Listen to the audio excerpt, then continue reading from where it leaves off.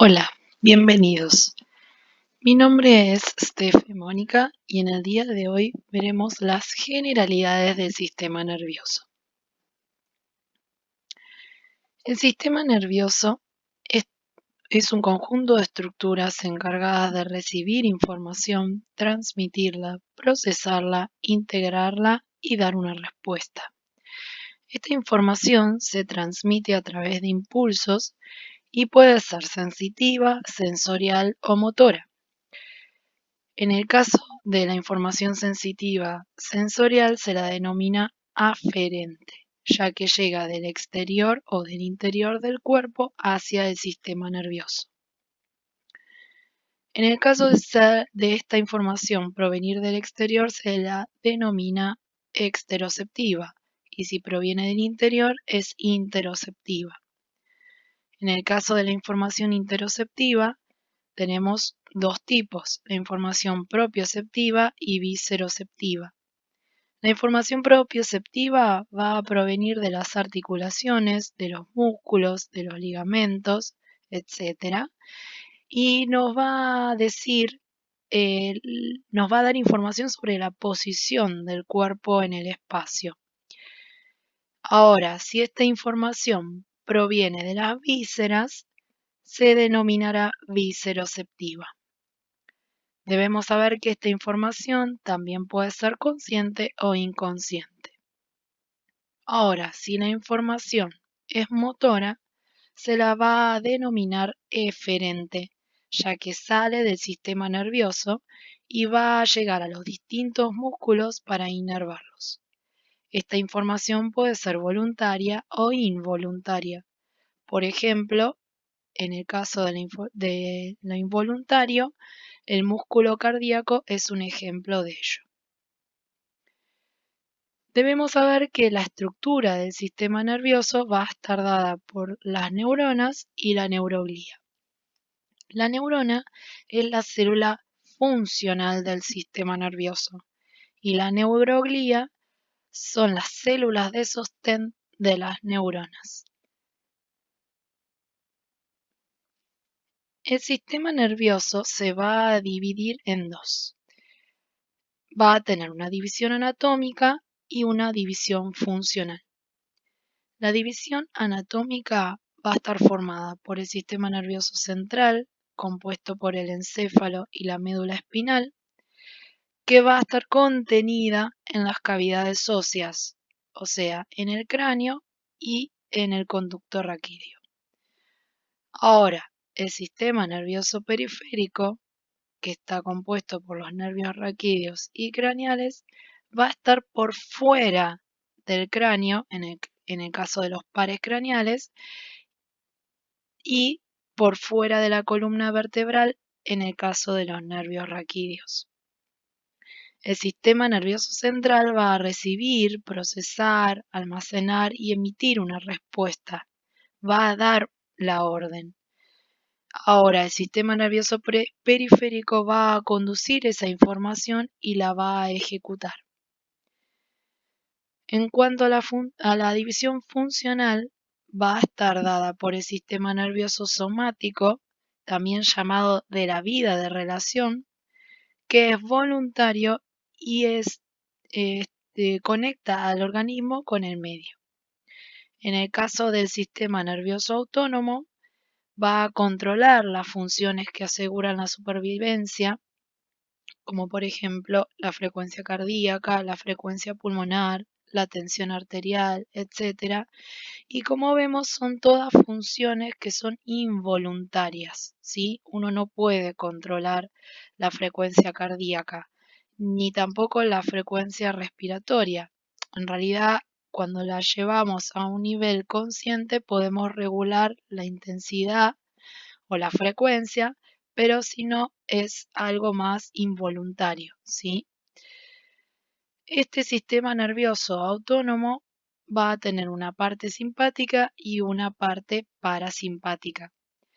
La parte simpática va a preparar al cuerpo para una emergencia.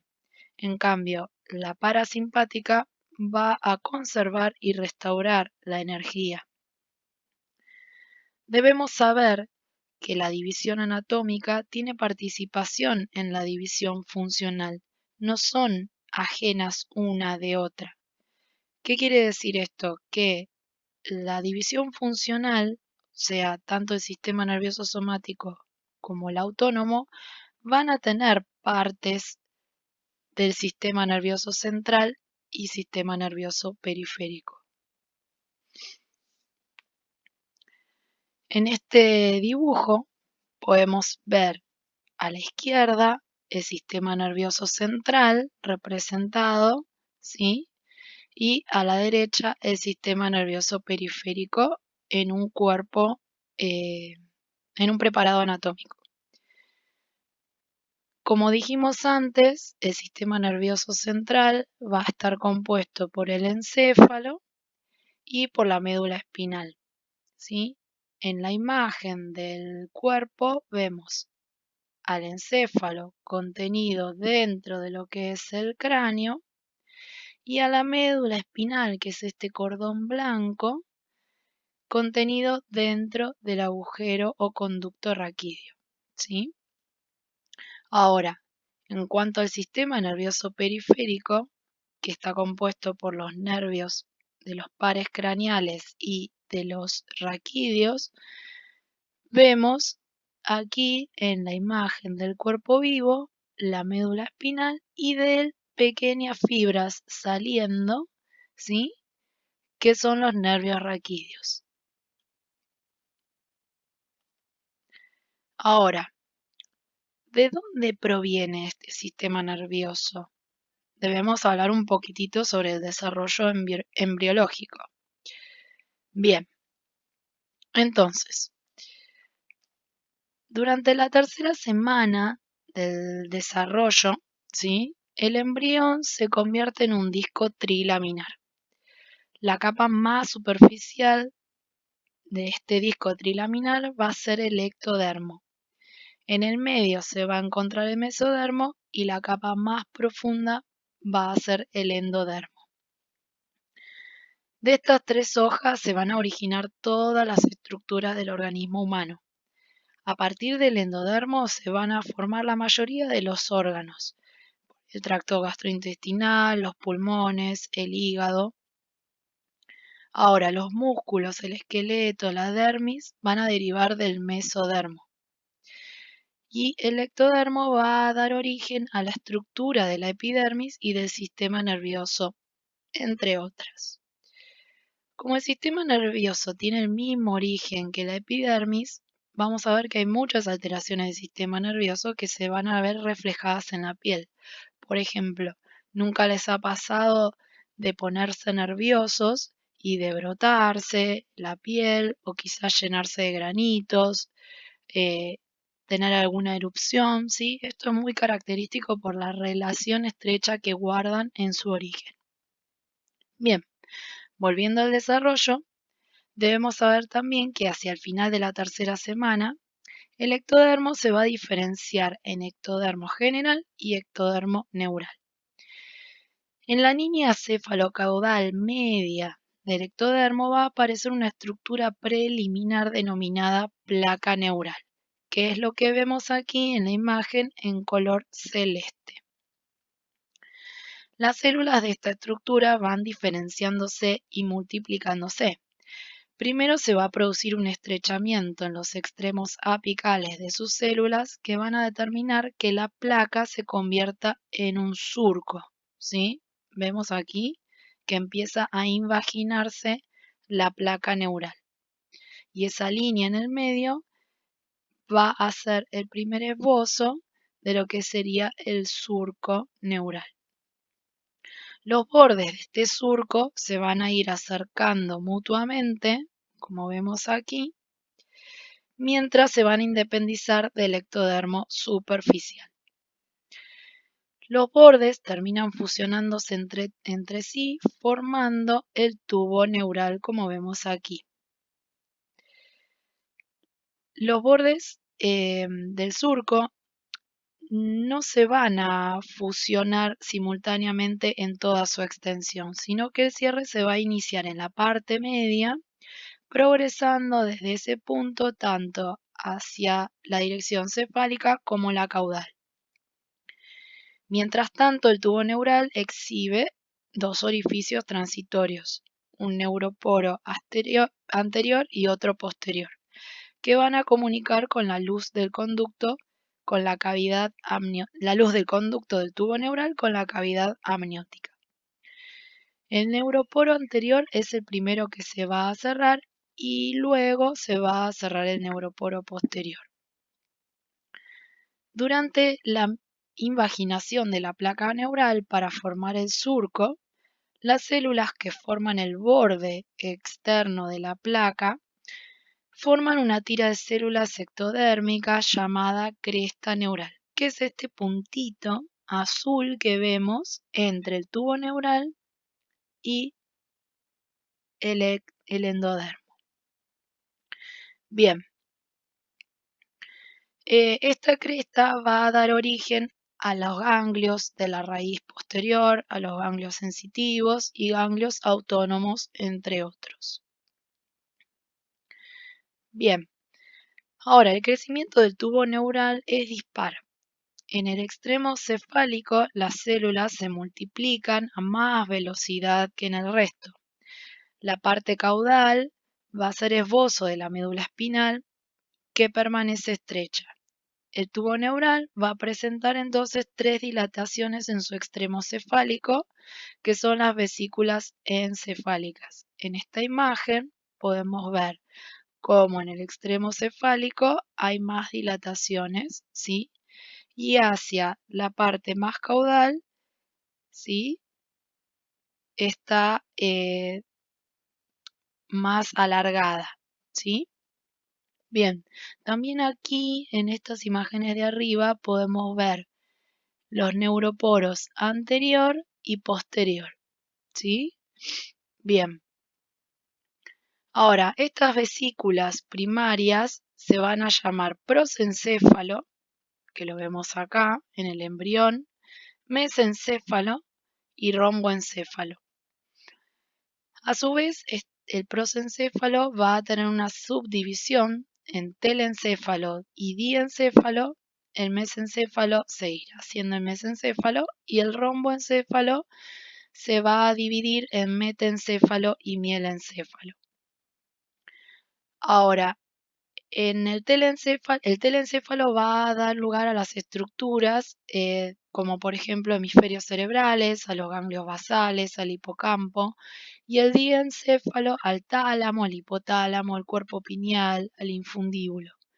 El mesencéfalo va a seguir siendo el mesencéfalo, parte del tronco del encéfalo, y vamos a ver que va a tener diferentes partes, un techo, un tegmento y los pies pedunculares. El metencéfalo va a dar lugar a la protuberancia y al cerebelo, y el mielencéfalo a la médula oblongada o el bulbo raquídeo. Disculpen ahí el error, es médula oblongada. Bien, ¿se entendió hasta aquí? Espero que sí.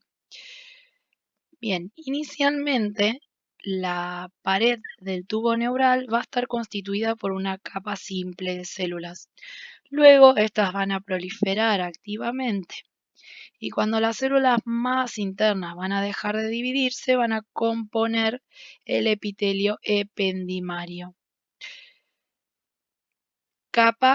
Este epitelio ependimario va a ser una capa unicelular que va a revestir el conducto central del tubo neural, ¿sí? En este caso deberíamos mirar esta imagen. Mientras tanto, las células de la parte externa del epitelio neural se estratifican formando una capa celular llamada capa del manto, que es lo que vemos aquí en color celeste. Estas células se van a dividir en neuroblastos y glioblastos, antecesores respectivamente de las neuronas y de las células de la neuroglía del sistema nervioso central. Los neuroblastos van desarrollando prolongaciones hasta convertirse en las neuronas multipolares características del sistema nervioso central del adulto. Las prolongaciones más largas, los axones, se orientan hacia la periferia del tubo y forman una nueva capa externa a la del manto que se va a denominar capa marginal, que es lo que vemos aquí en, disculpen, antes lo dije mal, la celeste es la capa marginal y la gris es la capa del manto, ¿sí? Perdón por la confusión. Bien, la capa del manto es precursora de la sustancia gris. Esto es muy importante, en tanto que la capa marginal lo es de la sustancia blanca, que se llama así porque en una etapa posterior los axones de las neuronas que la integran son envueltos en una vaina de mielina. Ahora vamos a volver a hablar más en profundidad sobre la estructura del sistema nervioso. ¿Se acuerdan que les había dicho que la conformaban la neurona y la neuroglía? Bien, la neurona es una célula excitable especializada para la recepción de estímulos y la conducción del impulso nervioso. Va a presentar en su estructura un soma o cuerpo, como vemos aquí en la imagen, ¿sí? Del cual van a nacer o salir extensiones cortas llamadas dendritas, ¿sí? Que son estas extensiones que vemos aquí, y una extensión larga llamada axón, ¿sí? Que es este de aquí, y entre el soma o cuerpo y el axón se va a encontrar el cono axónico. Este axón va a estar recubierto por una vaina de mielina. Ahora, según sus extensiones, las neuronas pueden ser bipolar, unipolar o multipolar, como vemos en esta imagen de aquí. La neurona bipolar de cada uno de los extremos del soma van a ser una neurita. Una va a actuar como un axón y la otra va a actuar como dendrita. Ahora, la neurona unipolar es una neurita, ¿sí? Corta, que sale del cuerpo y se va a dividir en dos ramas. Por ejemplo, el ganglio anexo a la raíz dorsal del nervio espinal o raquídeo es muy característico de la neurona unipolar. Es una neurona unipolar, ¿sí? Bien, ahora, la neurona multipolar presenta muchas dendritas, como vemos aquí, y un solo axón. O sea, ¿ven la similitud de esta neurona multipolar con esta? O sea, que es la neurona típica del sistema nervioso. Son las que vamos a encontrar en mayor cantidad en el sistema nervioso. Según el tamaño, se van a dividir en neuronas tipo Golgi 1 o Golgi 2.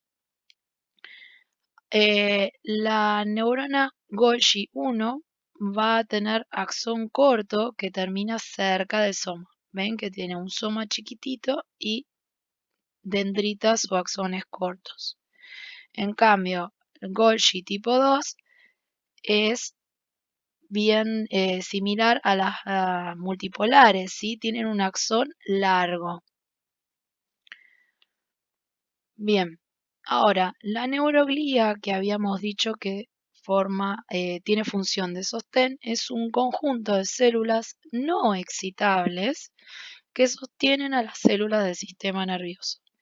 Entre ellas vamos a encontrar a los astrocitos, que tienen función de sostén para las células y las fibras nerviosas, a los oligodendrocitos, que generan el recubrimiento lipídico, la vaina de mielina, que va a aumentar la velocidad de conducción nerviosa.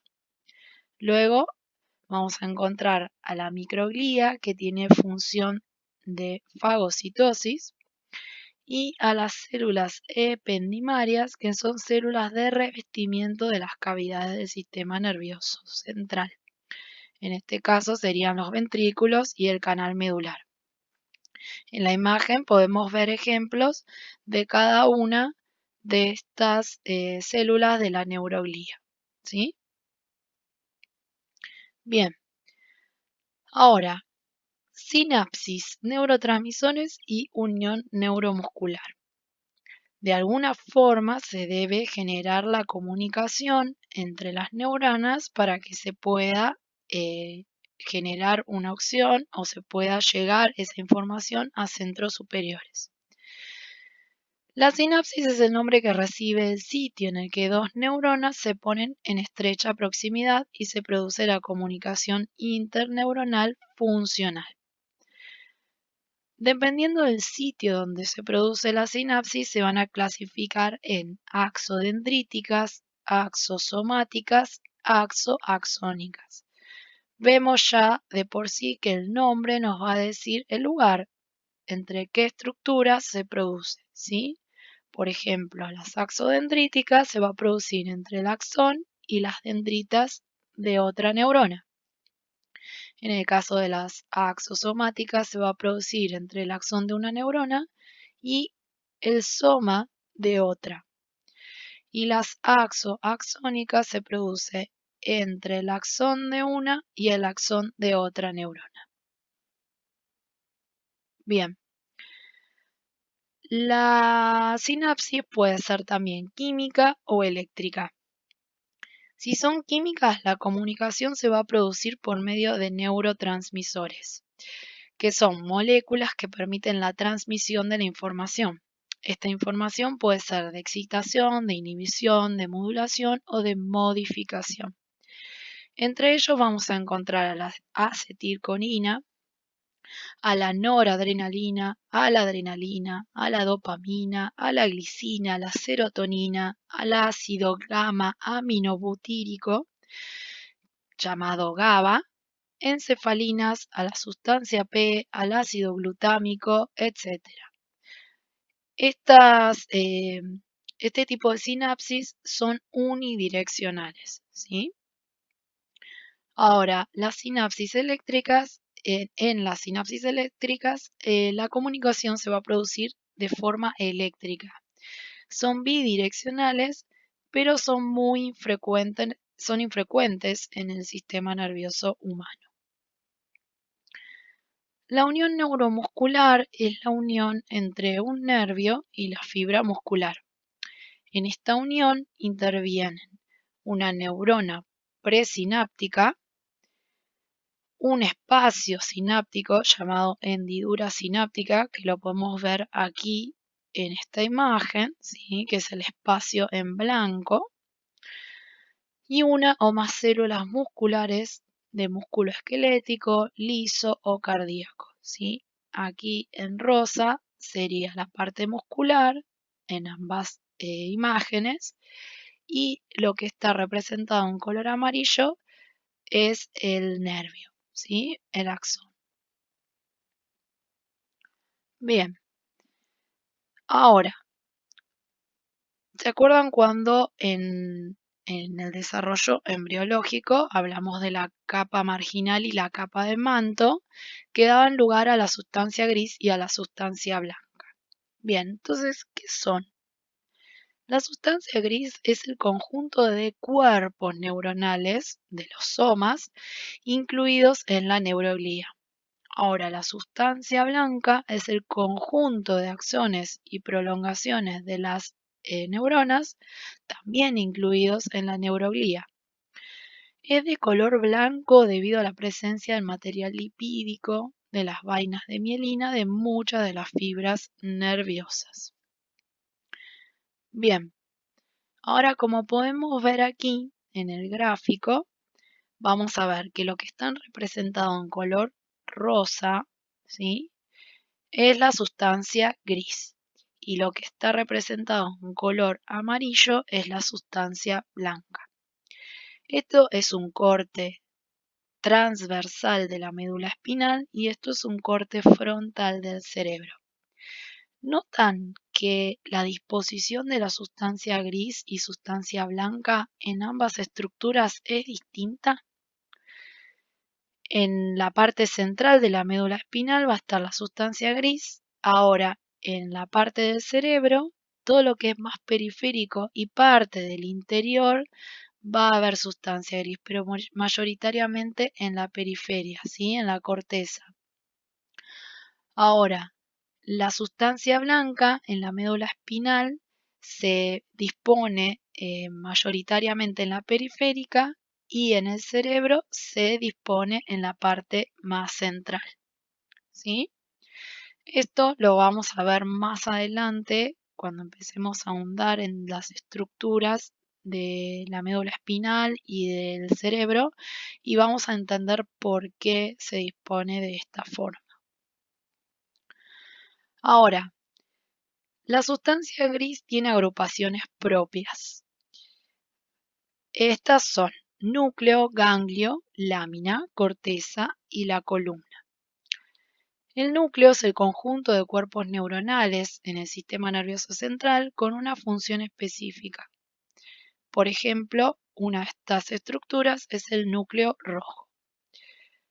Ahora, el ganglio es un conjunto de cuerpos neuronales en el sistema nervioso periférico.